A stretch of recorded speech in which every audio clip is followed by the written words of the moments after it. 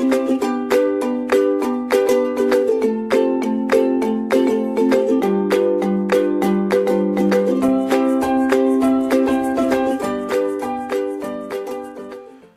students, my name is Atulya Kumar. I am a student professor at BVD IITM Lucknow. Today we are going to study about laminar flow. Content for today's lecture is Introduction to Laminar Flow, Reynolds Experiment, Fluid Envelope Flow. We will discuss some problem relating to calculation of Reynolds number also. Okay, let's start. So first of all, why we need to study Reynolds number? जैसा कि पानी जब fluid जब flow through pipes होता है, fluid जब pipes के through flow करता है तो उसके बहुत डिफरेंट फेज होते हैं. जब वेलोसिटी कम होती है या वेलोसिटी ज़्यादा होती है तो फ्लूइड जो है उस हिसाब से वेरी करता है. क्यों वेरी करता है? क्योंकि न्यूटोनियन फ्लूइड जो की स्टडी हम करेंगे, न्यूटोनियन फ्लूइड हमें पता है कि Newton's law of viscosity follow करता है, जो कि nu d u upon d y. यहाँ पे आप देख सकते हैं कि डी यू यानी कि ये वेलोसिटी की कंपोनेंट है, यानी कि जैसा जैसा वेलोसिटी वेरी करेगा उस हिसाब से फ्लूइड बिहेव करेगा. क्यों? क्योंकि न्यूटोनियन फ्लूइड के बीच में, फ्लूइड के दो लेयर के बीच में विस्कोसिटी अप्लाई होती है. विस्कोसिटी अप्लाइड हो रही है. जब जो ही विस्कोसिटी होगी तो वो एक क्या करेगा, शेयर स्ट्रेस अप्लाई करेगा फ्लो के बीच, फ्लो को के लेयर के बीच में. इसका मतलब है कि हमें इस चीज़ का ध्यान रखना पड़ेगा कि हमारी वेलोसिटी के हिसाब से हमारी फ्लूइड फ्लो की टाइप भी चेंज होती है, फ्लूइड फ्लो की टाइप भी चेंज होती है. इसका मतलब कि जब जैसे जैसे वेलोसिटी बढ़ेगा फ्लूइड की फ्लो की टाइप चेंज होगी तो वो फ्लूइड जो वॉल होते हैं, जो हमारे पाइप्स होते हैं, पाइप का जो वॉल होता है उस पर अलग अलग तरीके की प्रेशर अप्लाई करेंगे, अलग अलग तरीके का प्रेशर अप्लाई करेंगे, जिसके कारण से हो सकता है कि जब वेलोसिटी इतनी ज़्यादा ना हो जाए, सपोज कि इतनी ज़्यादा ना हो जाए कि फ्लूइड के ऊपर जो प्रेशर अप्लाई हो रहा होगा, फ्लूइड के ऊपर जो प्रेशर अप्लाई हो रहा होगा वो वॉल को ब्रेक कर दे, यानी कि पाइप के वॉल को ब्रेक कर दे, क्रैक कर दे, जिसके कारण से हमारा लॉस इन फ्लूइड हो जाएगा. तो इसकी स्टडी करने के, इस टाइप के पाइप नेटवर्क को डिजाइन करने के लिए हमें फ्लूइड के फ्लो की property, different type of fluid के फ्लो की प्रॉपर्टी हमें डिस्कस करनी पड़ती है. तो कितने टाइप के फ्लो होते हैं? जनरली फ्लो का जो टाइप होता है वो 3 टाइप के फ्लो होते हैं: laminar flow, transition flow and turbulent flow. Laminar, transition and turbulent. Laminar, transition and turbulent flow. Generally transition flow type of flow नहीं है, बस एक ट्रांजिशन फेज होता है. जब फ्लूइड लेमिनार फ्लो से टर्बुलेंट फ्लो में चेंज हो रहा होता है उस फेज को हम लोग बोलते हैं ट्रांजिशन फ्लो. तो अब ये तीनों चीज़ को डिफाइन करने के लिए, इन तीनों चीज़ को डिफाइन करने के लिए हम लोगों के पास कोई ना कोई टर्म चाहिए जिससे हम इसको डिफाइन करेंगे. ये टर्म हम लोग पता करते हैं रेनॉल्ड्स नंबर से. ये हम अभी आज के लेक्चर में आगे हम इस चीज़ को डिस्कस करेंगे कि रेनॉल्ड्स नंबर क्या होता है, रेनॉल्ड्स नंबर क्या होता है, बाकी तीनों टाइप के फ्लो क्या होते हैं. एक छोटा सा हम इस चीज़ को एक्सप्लेन करें, इन तीनों फ्लो को. जब भी हम कैंडल को लाइट करते हैं, जब भी हम कैंडल जलाते हैं तो कैंडल के जो स्मोक होते हैं, स्मोक का जो सबसे इनिशियल का जो स्मोक होता है, जब वो ठीक कैंडल का जो लेयर होता है, कैंडल की जो लाइट होती है, इसके ठीक ऊपर का जो लेयर होता है वो कुछ दूर तक में देखिएगा कि आपके वो एकदम एक पैरेलल फॉर्म में निकल रहा होगा. पैरेलल फॉर्म कैंडल की जगह पे यहाँ पे इंसेंस स्टिक भी ले सकते हैं, अगरबत्ती भी ले सकते हैं, डिपेंड कर रहा है, बट कैंडल्स. तो यहाँ से देखिएगा कि जस्ट यहाँ पे इतना दूर जो है ना, ये फ्लो जो है ये एक दूसरे के पैरेलल में चल रहा है, फ्लो एक दूसरे के पैरेलल में चल रहा है. उसके बाद जैसे ही एयर के डिस्टर्बेंस के कारण, एयर के कारण इस पे कुछ डिस्टर्बेंस होगा और ये रैंडम वेविनेस नेचर के रूप में फॉर्म होना शुरू हो जाता है. वेविनेस नेचर में ये हम डेली लाइफ में हम इस चीज़ को ऑब्जर्व करते हैं, इस बिहेवियर को ऑब्जर्व करते हैं. तो यहाँ तक का जो फ्लो है, इस फ्लो को हम लैमिनार फ्लो बोलेंगे. क्यों? क्योंकि यहाँ तक जो है, यहाँ तक जो फ्लो हो रहा है ये पैरेलल हो रहा है, ये एक दूसरे के पैरेलल में फ्लो हो रहा है. ये जो वेव है एक दूसरे के पैरेलल में ऊपर की तरफ मूव कर रहे हैं और इसके ऊपर का जो फ्लो होता है ये टर्बुलेंट फ्लो होता है. क्यों? क्योंकि एक दूसरे के पैरेलल में नहीं, ये रैंडम बिहेवियर है इनका, ये रैंडम बिहेवियर है. यानी कि अगर आपसे कोई पूछे कि लैमिनार फ्लो क्या होता है तो लैमिनार फ्लो का डेफिनेशन दिया जा सकता है कि smooth streamline and highly order motion. मतलब एक पर्टिकुलर फिक्स्ड ऑर्डर में ये इनका मोशन होगा. दूसरा होता है टर्बुलेंट फ्लो, फ्लक्चुएशन, वेलोसिटी बहुत ही ज्यादा फ्लक्चुएशन होता है. जैसा कि हम देख सकते हैं वेब का भी वेरिएशन कुछ इस तरीके से होता है. तो इसका कोई फिक्स पाथ नहीं है, किसी भी तरीके से मूव कर सकता है. तो इस टाइप के फ्लो को हम लोग क्या बोलते हैं? इस टाइप के फ्लो को हम लोग बोलते हैं टर्बुलेंट फ्लो. नेक्स्ट फ्लो होता है ट्रांजिशन फ्लो. ट्रांजिशन फ्लो कुछ नहीं होता है, एक बीच का फेज, एक न्यूट्रल फेज, जब ना तो फ्लो लैमिनार है और ना वो टर्बुलेंट है, वो एक्सचेंज फेज में है, अपनी प्रॉपर्टी वो चेंज कर रहा है. उस फेज को हम लोग बोलेंगे ट्रांजिशन फेज में. हमारी जो डे टू डे लाइफ है, जनरली जो भी फ्लो हम देखते हैं, वो मैक्सिमम फ्लो जो होती है, जो हम इनकाउंटर करते हैं अपने लाइफ में, वो होती है टर्बुलेंट फ्लो. मैक्सिमम जो फ्लो होती है वो होती है turbulent flow.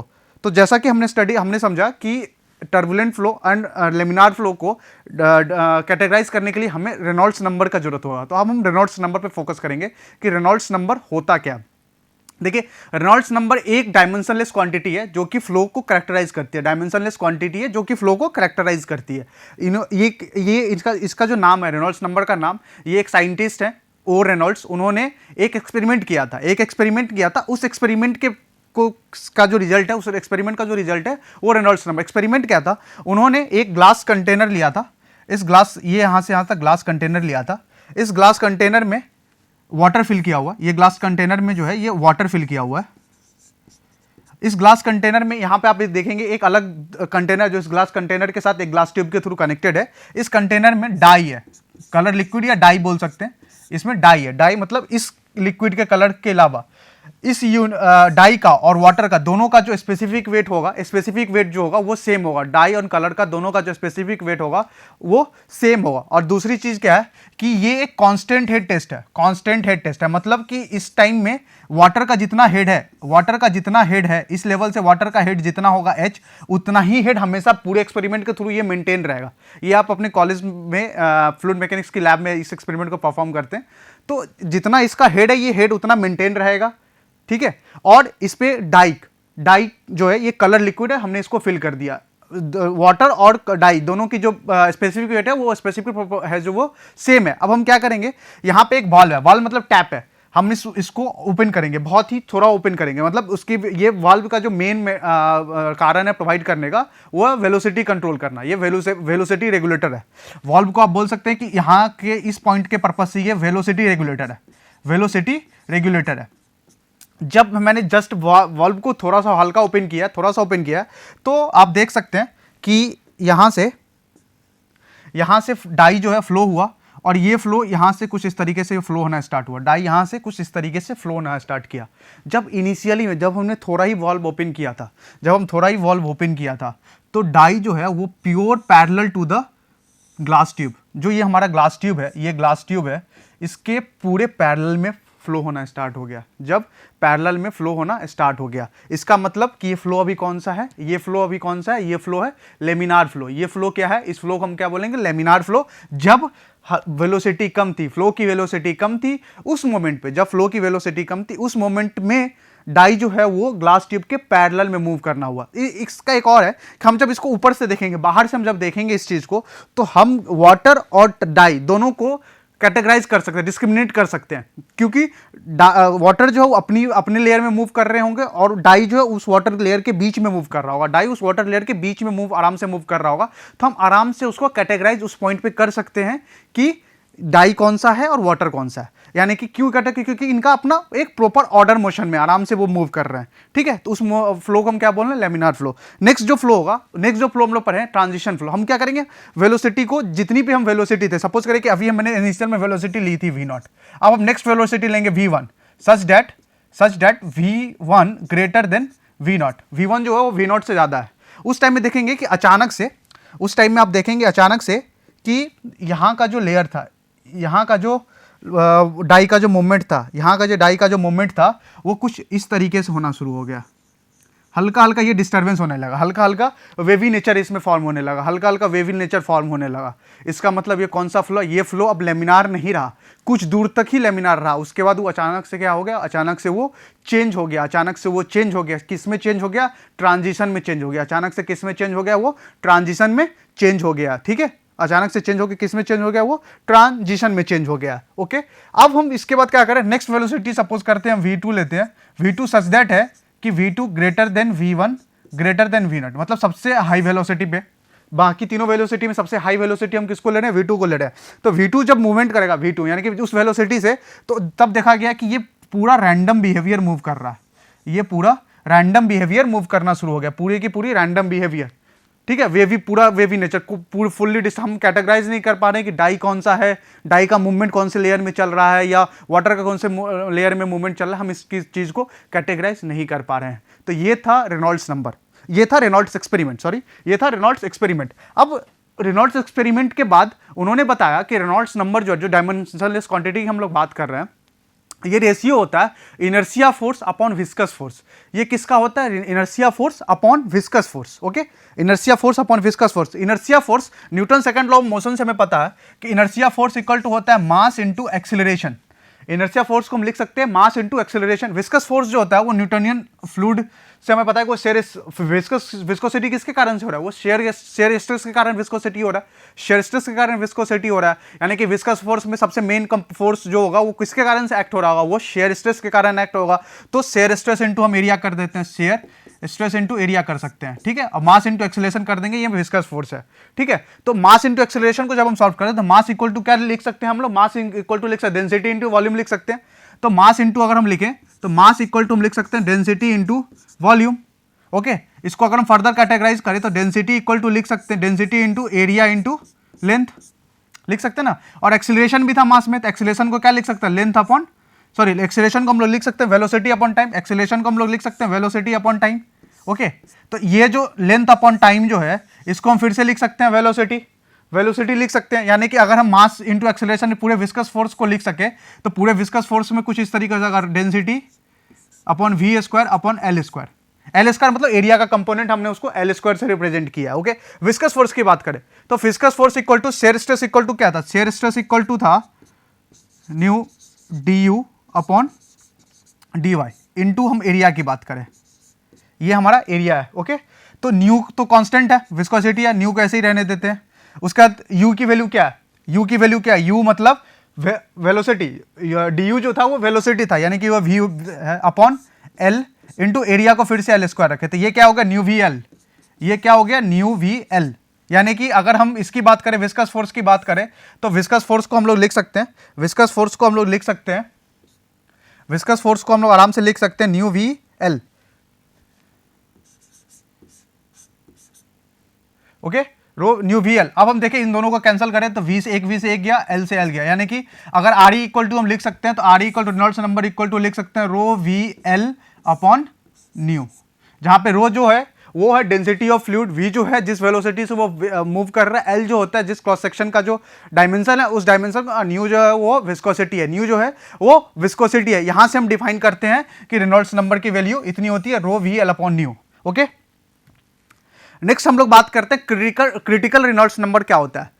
Critical Reynolds number मतलब क्रिटिकल मतलब जब भी हम किसी चीज की क्रिटिकल की बात करें, क्रिटिकलनेस की बात करते हैं, तो क्रिटिकल का मतलब होता है कि ऐसी वैल्यू जो कि एक्सट्रीम केस हो, जो कि मैक्सिमम हो उस केस के लिए मैक्सिमम हो। तो क्रिटिकल रेनॉल्ड्स नंबर मतलब कि ऐसा केस, ऐसा नंबर जो कि उस नंबर से ज्यादा अगर वैल्यू जा रही है, उस नंबर को एक्सीड जब कर रही है, तो उसमें क्या हुआ कि फ्लो अपना कंडीशन चेंज कर रहा है, उस चीज को हम लोग बोलते हैं क्रिटिकल रेनॉल्ड्स नंबर। ओके, तो value of critical Reynolds number is different for different, जैसा कि हम पाइप की ज्योमेट्री चेंज करेंगे, क्रिटिकल रेनॉल्ड्स नंबर की वैल्यू भी क्या होगी? वो चेंज करेगी। क्रिटिकल रेनॉल्ड्स नंबर की वैल्यू भी क्या करेगी? वो चेंज करेगी। दूसरा चीज जिस पर क्रिटिकल रेनॉल्ड्स नंबर डिपेंड करता है वो होता है कि पाइप का रफनेस कंडीशन क्या है, पाइप की रफनेस कंडीशन क्या है, मतलब जिस पाइप के थ्रू वेलोसिटी मूव हो रही है उस पाइप की रफनेस कंडीशन क्या है, और इनिशियली में कितना फ्लो में टर्बुलेंस था या कितना डिस्टर्बेंस थी फ्लो में, इस पर डिपेंड करती है क्रिटिकल रेनॉल्ड्स नंबर की वैल्यू। ओके, तो रेनॉल्ड्स नंबर का जो रेंज होता है for a circular pipe generally हम स्टडी करते हैं सर्कुलर पाइप में, तो रेनॉल्ड्स नंबर का जो रेंज होता है वो जनरली होती है लेस देन 2300 जो होती है किसके केस में? वो लेमिनार फ्लो के केस में। लेमिनार फ्लो के केस में जो रेनॉल्ड्स नंबर की वैल्यू होती है वो 2300 से कम होती है। बहुत सारे टेक्स्ट बुक में आप इसको देख सकते हैं कि ये वैल्यू 2000 भी लिखी जाती है। ओके, स्टैंडर्ड बुक में देखा जाए कि तो उसमें 2000 भी लिखे आपको देखने को मिलेगा, और 2300 भी, दोनों केस क्या है? सही है। टर्बुलेंट फ्लो की बात की जाए तो टर्बुलेंट फ्लो के केस में रेनॉल्ड्स नंबर की जो वैल्यू होगी वो ग्रेटर देन 10,000 होगी, तो वो टर्बुलेंट फ्लो कहलाएगा। जब रेनॉल्ड्स नंबर की वैल्यू ग्रेटर देन 10,000 होगी तो वो केस क्या कहलाएगा? वो टर्बुलेंट फ्लो कहलाएगा। ट्रांजिशन फ्लो मतलब 2300 से 10,000 के बीच में अगर रेनॉल्ड्स नंबर आ रहे हैं तो इसका मतलब क्या है कि हम फ्लूइड की प्रॉपर्टी, फ्लूइड की फ्लो की कंडीशन को बता सकते हैं कि वो क्या ट्रांजिशन फ्लो में है, ट्रांजिशनल स्टेट में है। वो ट्रांजिशन मतलब चेंज करने के स्टेट में, ना तो वो अभी लेमिनार है ना वो टर्बुलेंट है, वो क्या है? चेंज हो रहा है, एक जगह से दूसरे जगह, एक कंडीशन से दूसरे कंडीशन में चेंज हो रहा है। अब इसका जो रीजन होता है लेमिनार फ्लो का, टर्बुलेंट फ्लो का, एक देखिएगा, ध्यान से देखिएगा कि हमने अभी जस्ट पढ़ा था कि रेनॉल्ड्स नंबर इक्वल टू होता है inertial force upon viscous force, ये होता है अपना रेनॉल्ड्स नंबर की बात। इनर्शिया फोर्स में हमने देखा मास इनटू एक्सेलरेशन, एक्सेलरेशन को हम चेंज कर लिए थे किसमें, वेलोसिटी अपॉन टाइम पे, एक्सेलरेशन को चेंज कर लिए थे। इसका मतलब है the inertial force which are proportional to the fluid density and the square of fluid velocity are large relative to the viscous force, thus the viscous force cannot prevent the random and rapid fluctuation of the fluid। इसलिए वो flow क्या था, turbulent flow था, वो turbulent flow था। इस चीज को समझने के लिए ध्यान से समझिएगा कि ये हमारा फ्लूइड का लेयर है, ये फ्लूइड का लेयर था, ठीक है, फ्लूइड का लेयर है, ये एक एक्सीलरेशन या इसकी वेलोसिटी v से ये मूव कर रहा है, ओके। अगर रेनॉल्ड्स नंबर इक्वल टू हमने पढ़ा है कि inertia force upon viscous force, इसका मतलब कि अगर वो फ्लो टर्बुलेंट हो रहा है, इसका मतलब क्या, उस टाइम में फ्लूइड की वेलोसिटी इतनी थी या उसमें एक्सेलरेशन इतना था कि विस्कस फोर्स उसको ओवरकम नहीं कर पाया। मतलब विस्कस फोर्स मतलब कि ये जो फ्लो के अपोजिट में जो फोर्स लगता है, जिसको हम लोग ड्रैग फोर्स भी बोल सकते हैं, ये फोर्स इस एक्सेलरेशन के कारण जो फोर्स हो रहा था, इस वेलोसिटी के कारण जो फोर्स आ रहा था, इसको वो एक्सीड नहीं कर पाया, इस चीज को एक्सीड नहीं कर पाया। इसके कारण से क्या हो गया कि फ्लो टर्बुलेंट हो गया, फ्लो में रैंडम मोशन नहीं है। इस चीज को समझिए कि जब हम किसी भी अपने व्हीकल को जब हम ड्राइव करते हैं, कभी कभी ऐसा देखा जाता है कि हम बहुत ही ज्यादा एक्सीलरेटर पे, मतलब एक्सेलरेशन अगर अपनी वेलोसिटी में बहुत ही ज्यादा देते हैं, उस टाइम में क्या होता है कि हमारी जो व्हीकल होती है वो हमारे कंट्रोल से बाहर चली जाती है, वो रैंडम मोशन करना स्टार्ट हो जाता है, तो कभी लेफ्ट कभी राइट, आप उसे कंट्रोल नहीं कर पा रहे हैं। इसका मतलब क्या, इसका मतलब है कि वो आपके कंट्रोल से बाहर निकल गया, वो आपके कंट्रोल से बाहर हो गया। सेम एप्लीकेशन अगर हम फ्लूइड के केस में समझे, तो जब हमारी वेलोसिटी इतनी ज्यादा, यानी कि हमारे फ्लूइड का में मोशन की इतनी ज्यादा मोशन आ जाए, इतनी ज्यादा वेलोसिटी आ जाए, सो दैट कि उसमें रैंडम मोशन आ जाए, रैंडम बिहेवियर आ जाए, उस टाइप के फ्लो को हम लोग क्या बोलते हैं, टर्बुलेंट फ्लो। वही जब हम एक लॉन्ग ड्राइव पे, कोजी ड्राइव पे जाते हैं, तो हम अपनी गाड़ी की वेलोसिटी को अपने कंट्रोल में रखना चाहते हैं, सो दैट कि हम उस ड्राइव को फुल्ली एंजॉय करें। सेम कंडीशन अगर हम इंप्लाई करें एक फ्लूइड के साथ, एक फ्लो इन पाइप में, जब पानी एक पाइप के थ्रू फ्लो कर रही है, हम वेलोसिटी को इतना कंट्रोल करके रखें कि सो दैट कि वो एक पैरेलल फ्लो, पाइप के पैरेलल में फ्लो हो रहा हो, विदाउट किसी डिस्टर्बेंस, विदाउट किसी फ्लक्चुएशन के थ्रू, तो उस टाइप के फ्लो को हम लोग बोलते हैं लेमिनार फ्लो। उस टाइप के फ्लो को हम लोग क्या बोलते हैं, उस टाइप के फ्लो को बोलते हैं हम लोग लेमिनार फ्लो, ओके।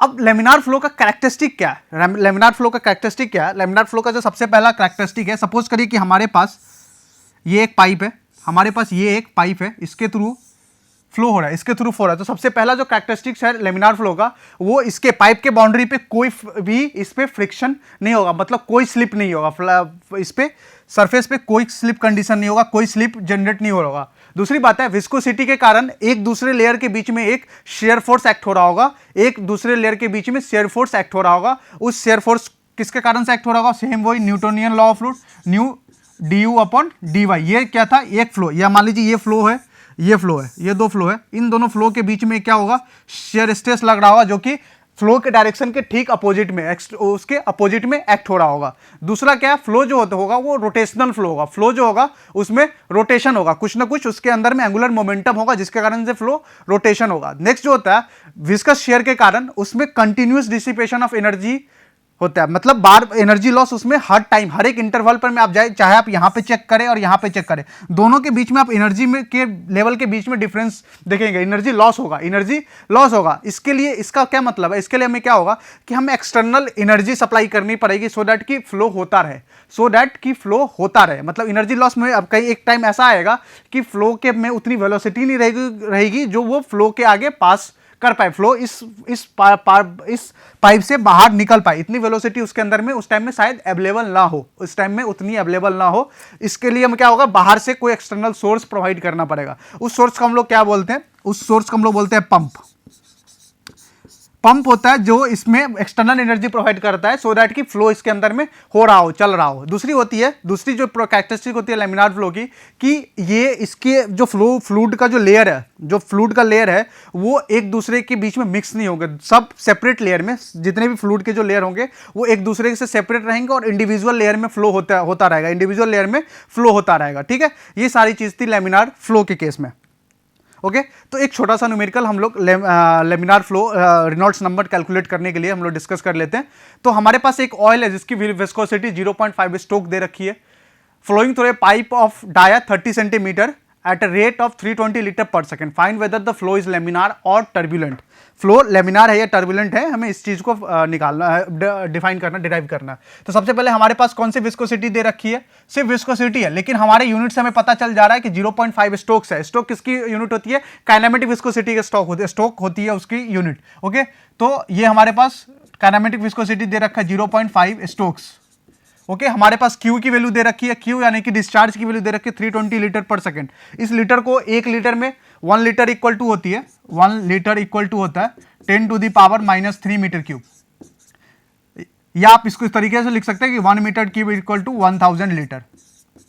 इस तरीके से भी हम लोग इसको लिख सकते हैं। ओके, तो यहां से हमने इस यूनिट को चेंज कर दिया, 0.32 मीटर क्यूब पर सेकंड में हमने इसकी यूनिट को चेंज कर लिया। नेक्स्ट में area equal to π/4 D square, diameter 30 centimetre दे रखा है, हमने इसको क्या किया, मीटर में चेंज कर लिया। हमने इसको क्या किया, मीटर में चेंज कर लिया। हमारे पास जब इस स्टोक को काइनेमेटिक विस्कोसिटी को हमने क्या किया, मीटर स्क्वायर पर सेकंड में अपनी सहूलियत के लिए कर लिया, तो 1 स्टोक्स इक्वल टू होता है, 1 स्टोक्स इक्वल टू होती है 10 to the power -4 metre square पर सेकंड।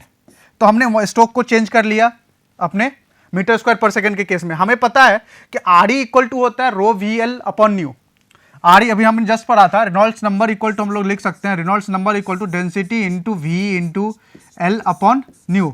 अब हमें वेलोसिटी नहीं पता, लेकिन हमें डिस्चार्ज एंड एरिया पता है। तो हमें पता है कि Q इक्वल टू होती है, Q इक्वल टू हम लोग लिख सकते हैं area into velocity. Q equal to लिख सकते हैं अपन एरिया इंटू वेलोसिटी।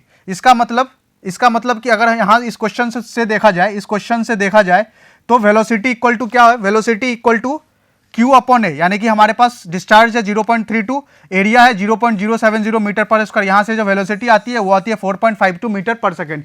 यहाँ से जो वेलोसिटी आ रही है वो आ रही है 4.52 मीटर पर सेकंड, यानी कि रेनॉल्ड्स नंबर इक्वल टू हम लोग लिख सकते हैं यहाँ पे रो वी एल अपॉन न्यू, रो वी एल अपॉन न्यू। अब देखिए न्यू जो थी वो डायनामिक विस्कोसिटी थी, न्यू जो थी वो डायनामिक विस्कोसिटी थी, लेकिन हमें क्या दे रखा है, हमें यहाँ पे वैल्यू जो दे रखा है वो दिया हुआ काइनेमेटिक विस्कोसिटी का।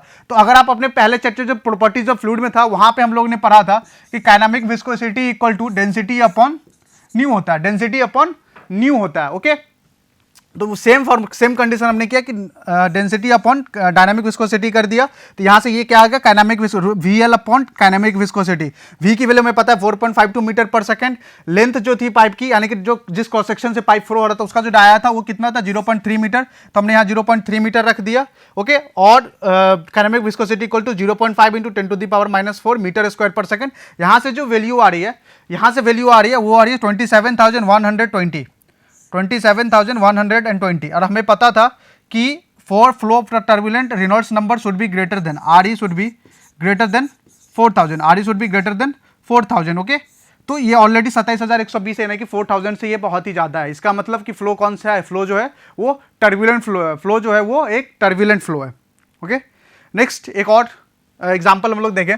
स्पेसिफिक ग्रेविटी हमारे इस क्वेश्चन में दे रखा है, specific gravity Sg equal to हमें क्वेश्चन में दे रखा है 0.095। Okay, is flowing through a pipe of dia pipe कितनी दे रखी है, डाया डी इक्वल टू लिख लिया हम यहाँ पे 20 सेंटीमीटर के बराबर में। यानी कि अगर हम इसको इक्वेट करें तो ये बराबर किसको हो जाएगा, 20/100 करेंगे तो ये 0.2 मीटर के बराबर में हो जाएगा। फ्लो दिया हुआ है Q इक्वल टू 50 लीटर पर सेकेंड, यानी कि ये हो गया 50 into 10 to the power -3 metre cube पर सेकंड। ये क्या था, फ्लो था। ओके, और हमारी विस्कोसिटी दे रखी है, विस्कोसिटी दे रखी है पॉइज, यानी कि पॉइज किसकी यूनिट है, पॉइज जो है वो यूनिट होती है डायनामिक विस्कोसिटी की, यानी कि 1 पॉइज। और हमें पता है कि 1 पॉइज इक्वल टू होता है, यानी कि 10 पॉइज इक्वल टू हम लिखते हैं 10 पॉइज इक्वल टू लगते हैं 1 न्यूटन सेकेंड पर मीटर स्क्वायर। यानी कि अगर हम इसको सीधा इक्वेट कर दें तो ये कितना हो जाएगा, 0.1 न्यूटन सेकेंड पर मीटर स्क्वायर। ओके, तो हमारे पास क्या नहीं दिया हुआ है, हमें पता है कि फ्लो का टाइप डिसाइड करना है कि फ्लो की टाइप क्या है। तो फ्लो की टाइप डिसाइड करने के लिए हमें रेनॉल्ड्स नंबर चाहिए होता है। तो रेनॉल्ड्स नंबर इक्वल टू हमें पता है, रेनॉल्ड्स नंबर इक्वल टू हमें पता है R E equal to rho V L upon nu. Okay, हमें यहाँ पे डेंसिटी भी पता है, डाया क्रॉस सेक्शन डायमेंशन भी पता है, और उसके बाद न्यू भी पता है, लेकिन हमें वेलोसिटी नहीं पता है। लेकिन हमें क्या पता है, Q पता है एंड D पता है। ओके, तो हमें पता है कि Q इक्वल टू हम लिखते हैं A into v. Okay, A into v. तो अगर हम इस वेलोसिटी की बात करें q equal to a upon v, अगर हम इस वेलोसिटी की बात करें तो यहाँ से q अपॉन ए लिखेंगे, q अपॉन ए लिखेंगे तो यहाँ से q की वैल्यू कितनी हो जाएगी 50 into 10 to the power -3 upon area कितना हो जाएगा इसका π/4 डाया π/4 इंटू 0.2 का स्क्वायर। यहाँ से जो वैल्यू आती है वो 1.59 मीटर पर सेकेंड आएगी। यहाँ से जो वैल्यू आ रही है वो 1.59 मीटर पर सेकेंड आ रही है। ओके, जब हम इस वैल्यू को जब इस इक्वेशन में लिखें तो आर ई इक्वल टू, अब देखिए यहाँ पे हमें क्या है ना कि हमें डायरेक्ट जो है वो डेंसिटी की वैल्यू नहीं दे रखी है, लेकिन हमें स्पेसिफिक ग्रेविटी दे रखा है। तो स्पेसिफिक ग्रेविटी का जो फॉर्मूला होता है, यूनिट 1 में हम लोग पढ़े थे प्रॉपर्टीज ऑफ फ्लूइड में, स्पेसिफिक ग्रेविटी का जो फॉर्मूला होता है वो होता है कि unit weight of a fluid upon unit weight of a standard fluid, या density of a fluid upon density of standard fluid. तो डेंसिटी ऑफ फ्लूइड हम कितना लेंगे, डेंसिटी ऑफ फ्लूइड जो लेंगे वो हम लेंगे 1000 kg पर मीटर क्यूब, जो कि फ्लूइड की डेंसिटी होती है, जो कि फ्लूइड की डेंसिटी होती है। तो यहाँ पे एस जी की वैल्यू कितनी हो जाएगी, इनटू हम इसको अगर हम 1000 करें, इसको 1000 करें, यानी कि ये डेंसिटी आ गई किसकी, हमने ऑयल की जो इस पाइप में फिल है, जो उस पाइप में फ्लो हो रहा है, यानी कि हम यहाँ से आराम से लिख सकते हैं 0.095 इंटू 1000। वेलोसिटी की बात करें हम, वेलोसिटी की बात करें तो वेलोसिटी कितना आया था 1.59 इंटू डायमेंशन कितनी है क्रॉस सेक्शन की, ये है 0.2 मीटर अपॉन न्यू की अगर हम बात करें, न्यू की विस्कोसिटी की बात करें तो ये है 0.1 न्यूटन सेकेंड है, सॉरी 0.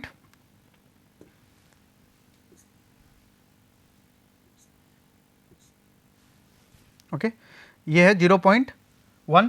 तो यहाँ से जो रेनॉल्ड्स नंबर आ रहा है ये आता है 305 पॉइंट समथिंग।